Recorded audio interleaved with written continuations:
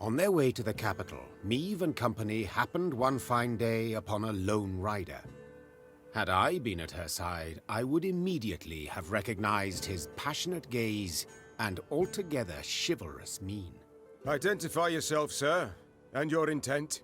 Eyck of Denesle I am dubbed, and my design I never conceal. The good book says the world is a garden which the gods once conferred upon man, and we men have this garden neglected. In consequence, all manner of filth has made its lair here. Drowners, ghouls, and other kobolds. I have sworn ne'er to rest until the day when, with the gods' help, I have rid the world of these beasts and pests. I wander all lands, seeking out evil and facing it in mortal combat. Who do we spy? A knight-errant? Just as likely a madman. How goes your hunt? Caught the trail of any monster? Monster? Too fair a term by far. An exceptionally vile worm has made its lair in nearby caverns. It is said to be the very distillation of filth. A slithering horror. A mélange of the macabre. Its head, that of a wild cat of Ophir. Its maw full of spiked teeth. The wings of a bat it is said to have. The tail of a scorpion, and from it, a thick venom drips. Learned men call this variety a Manticore, or Mardiacore. Perhaps it will be most prudent, then, to send for a witcher. A witcher? Soulless automatons they are, all, feeding on common folks' fears. What they demand gold to do, I perform without demand of any coin. Sir Eyck, far be it from me to discourage you. Your endeavor is noble, no doubt, but from what I have heard, Manticores are exceedingly dangerous beasts. To defeat this filth alone could be a difficult task, I'll not deny. Yet try it I must, for it is what I have sworn before the gods. We shall help you find and fight the Manticore, provided you then pledge to help us fight an even fiercer and filthier beast. Of course, my lady. Yet what manner of horror is it? A viper? A griffin? A drake of some rare form? Were it only. 'Tis a beast of 1,000 heads, covered in black armor, its fire consuming whole villages. Noble lady. I know bestiary is only in parts, yet I've seen some of the world, and never have I heard of such a terror. You need but look about you, and spot Nilfgaard's legions. Devastating. But you must forgive me, Your Grace. This struggle between realms is not one to which I can lay a hand. A Manticore. How great is its appetite? How many men does it fell? In a moon, let us say. It changes. At a time when the horror broods, it may be as many as 20. I see.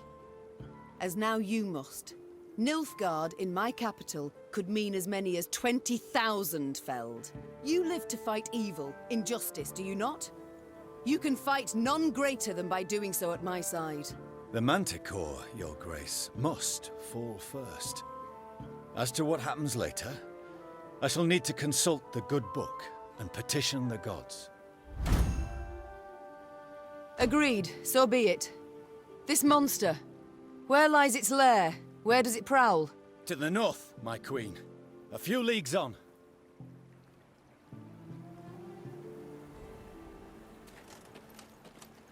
Not a scrap.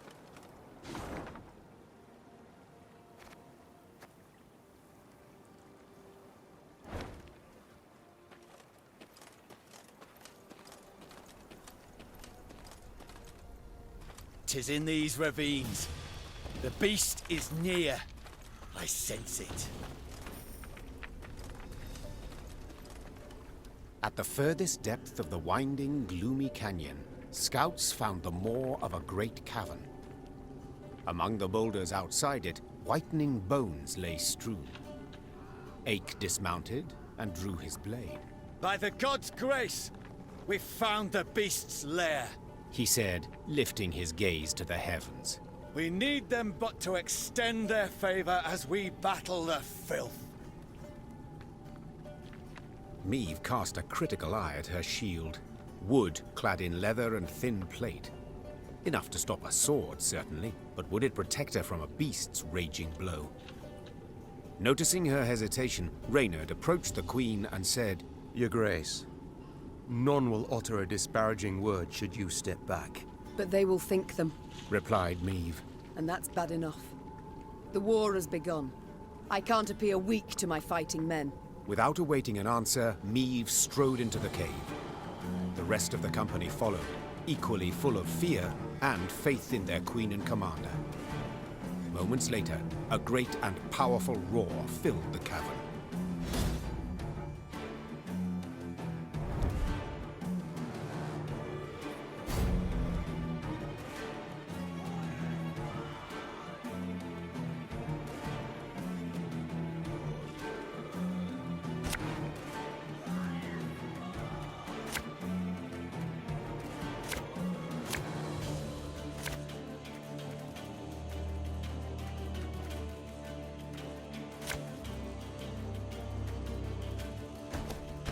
And I beheld the beast! Profane horns didst adorn his wicked brow! Gods protect us. Left. Beware its claws! The hardest plate they shred like fine vellum!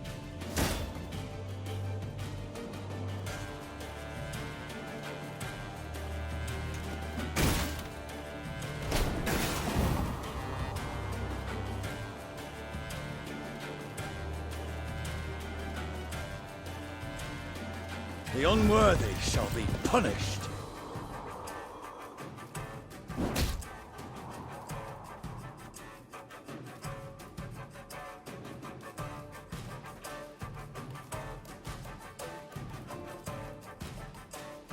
My spirit's willing and how, but these damn boots are killing me.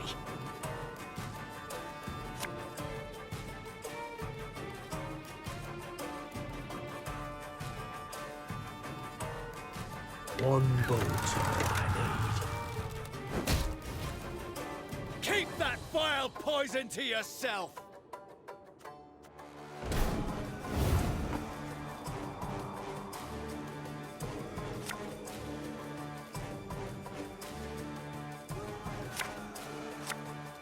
Ours is not to reason why.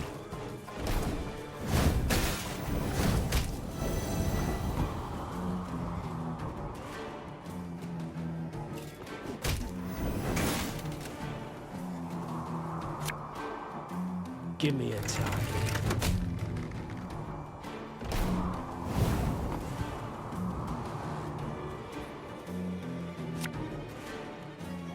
Again and again and again.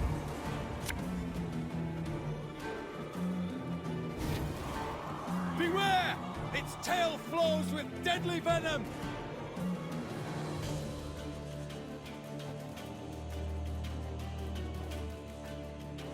Got any victuals? Hungry like a wolf I am.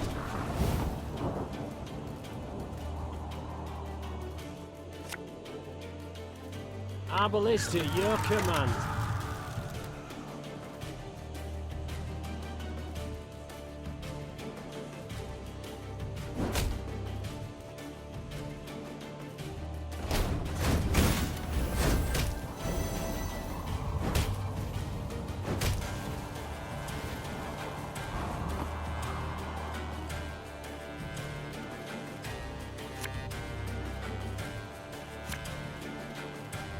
An army's a waste of time for one like me.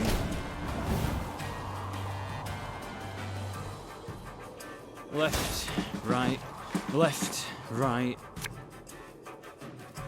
Armor won't save.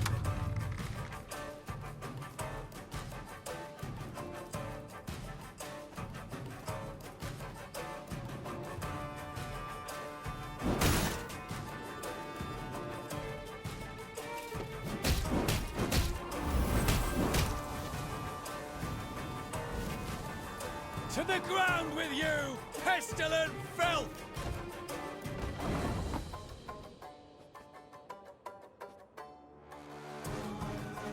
Company! Forward march!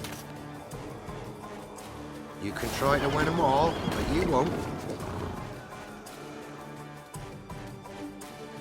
Lyria!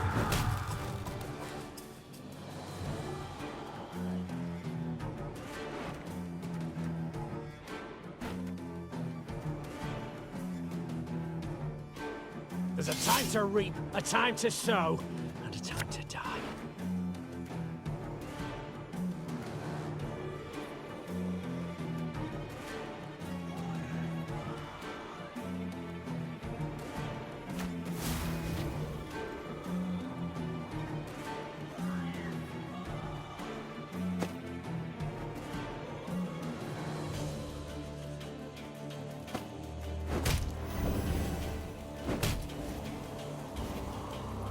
We must thank the gods for this victory both great and just.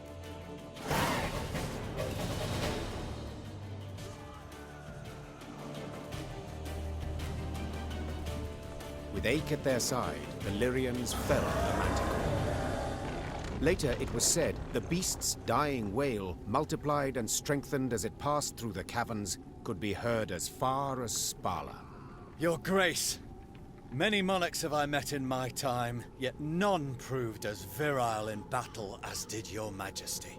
Virile? I dislike the term. Seems not to suit a woman.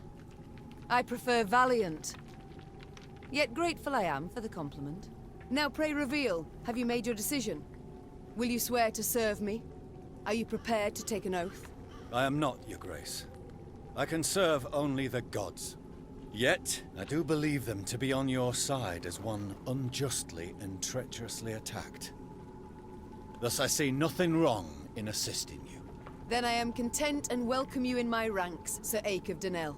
The knight-errant bowed low from the waist. So low, in fact, the gambeson neath his mail creaked. Meve could only hope he would battle Nilfgaardians as boldly as he faced beasts.